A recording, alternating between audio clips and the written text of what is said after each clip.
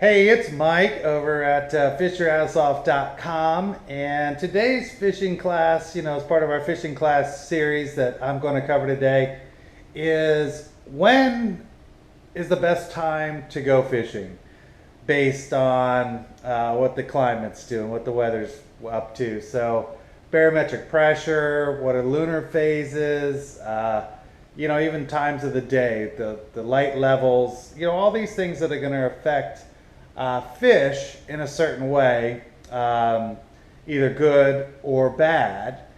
And some of these are just theories of mine. They're not really proven out, but I've been fishing for quite a long time, so I kind of think they make sense. But hey, if you can correct me on any of these, go ahead. Leave a comment, let me know, because I'm always willing to learn something.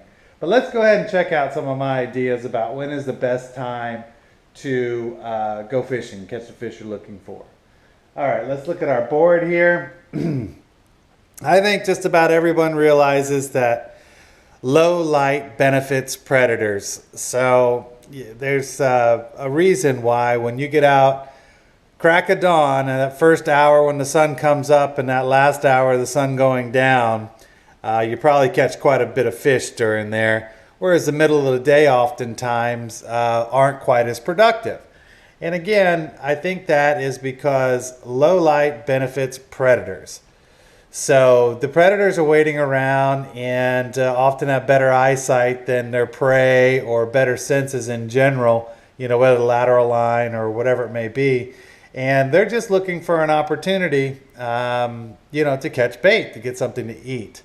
So just like a shark, you really don't want to swim at night or in low light situations because you probably get bitten at the beach that time. It's the time you're most apt to get bitten anyways. That's because they can't really see, so they're using these advantages of their scent and their lateral line, and in a shark's case, the organs of Lorenzini, the electrical organs to find their prey. So predators like low light. It gives them advantages most of the time. And there's some predators that will benefit from very clear water, and there's other predators that benefit from very dirty water. It just depends on how they evolve. But in general, low light benefits predators. All right, let's go to the lunar cycles. All right, so here's the Earth, here's the moon. So when the moon is on one side or the other of the Earth, it basically creates a tidal bulge. It's pulling the water, the surface water, towards it, which kind of squishes it, makes it from a sphere into more of an elliptical shape. So this side of the Earth and this side are going to have tidal bulges, which means, of course, more water flow.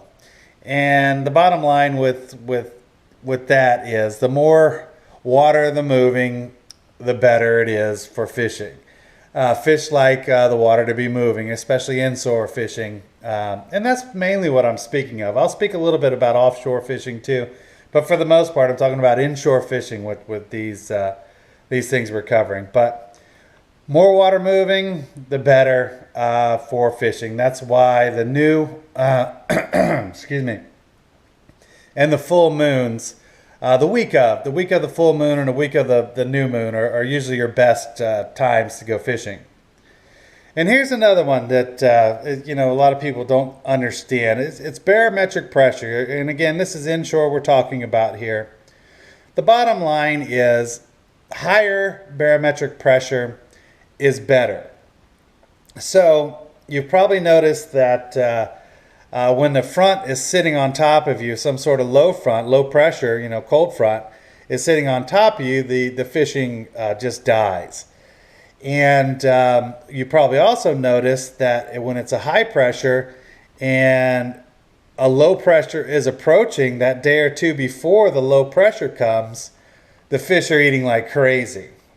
So I think this is why. Low pressure, low barometric pressure makes the air bladders in the fish expand. It makes them feel uncomfortable, which makes them not eat. So typically what they'll do, instead of being throughout the water column, what they'll do is they'll go down in depth to find a comfortable place where their air bladder feels more comfortable. So they'll actually go down and not eat.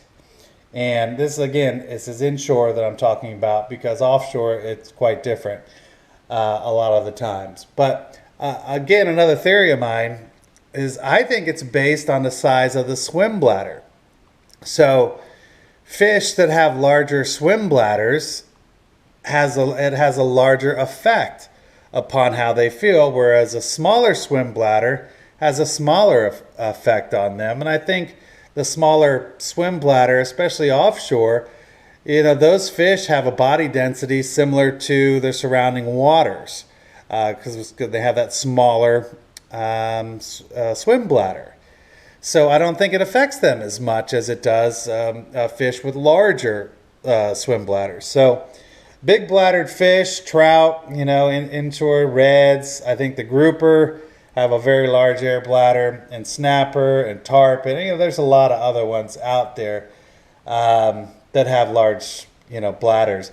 But I think that they're affected more so than some of these other fish. I think a small swim bladder might be dolphins, wahoo, when a kingfisher running, things like that. I don't think they're quite as affected as the offshore, as the inshore species are, that tend to have a larger air bladder. And, I think that is really what shuts down the grass flats and the, any of the inshore type fishing. Whereas offshore, when the bad weather comes, and the wind's blowing, say from the south over here on the east coast of Florida, the sailfish bite turns on, all kinds of things. So there's some fish that love stormy weather, but I think in general you'll find that those fish that aren't really affected by the low pressures and the high pressures and things like that have a very small swim bladder, based on some of the inshore fish and the fish that are very affected by low barometric pressure. I know this might be confusing. You gotta check the barometric pressure, the lunar phase, the tides. The bottom line is there are certain times when you're probably not going to catch a lot of fish if you go out, and there are other times when you probably will catch quite a few fish. So it really does help if you're basing some sort of a trip on that. If you can base a trip, for the next weekend, and it's going to be a low front sitting right over wherever you're going fishing, and it's not the right lunar phase, you might not do so hot. If you can postpone it for maybe a week later when you got a better moon phase and maybe that front has come through, you're probably going to do a lot better fishing. So really all I'm trying to do is help you catch more fish, which is the reason for all these fishing classes that I do. But you can find a lot of this information right on our website. It's fishyourassoff.com.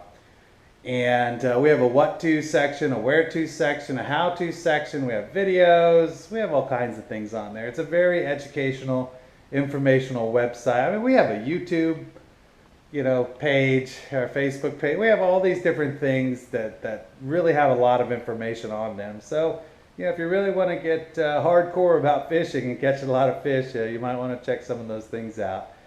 But I think I covered everything. I wanted to, so I think that's it for now. And until next time, we'll see you then. All right. Bye-bye.